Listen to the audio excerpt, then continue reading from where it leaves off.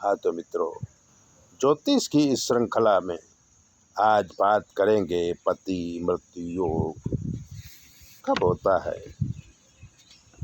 लग्न कुंडली में जब प्रथम भाव में चंद्र हो, सातवें भाव में मंगल हो, तो शादी के थोड़े दिनों में ही स्त्री विधवा होती है।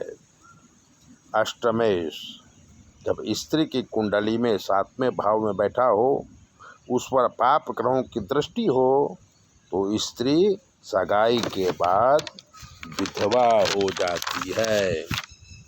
जब किसी स्त्री की कुंडली में आठवें भाव में पाप ग्रह हो, तो स्त्री विधवा बनने की संभावना होती है।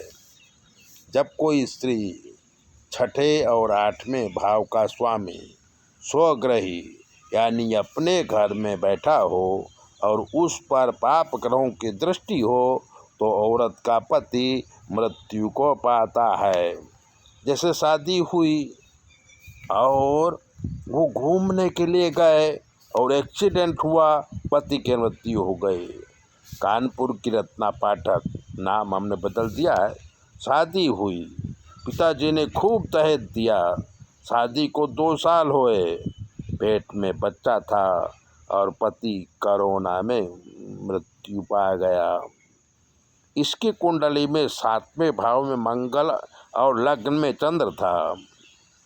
तब ज्योतिष ग्रंथ फल दीपिका की बात हमको सही लगी।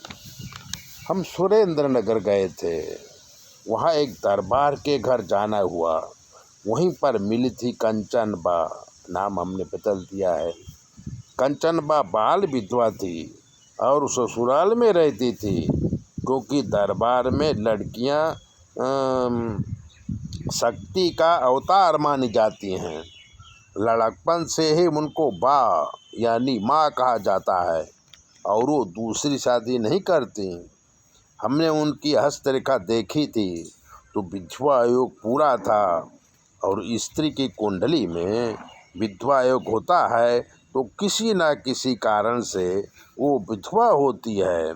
खैर, अब तो ज़माना बदल गया है और हम भी मानते हैं कि विधवा की दूसरी शादी होना चाहिए, ताकि उसका जीवन सुचारू रूप से चले और ये दोष अपने आप मिट जाता है।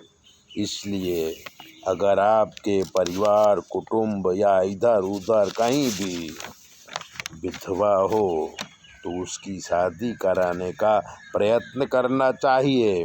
ये बहुत पुण्य का काम है मित्रों। तो ऐसे ही ज्योतिष जानने के लिए और अपनी कुंडली दिखाने के लिए 9825200108 पर फ़ोन करो। आपकी सारी समस्या का हम हल करेंगे और जो भी ग्रह होगा उसका निवारण भी करेंगे। चैनल देखिए, शेयर कीजिए, सब्सक्राइबर भी कीजिए।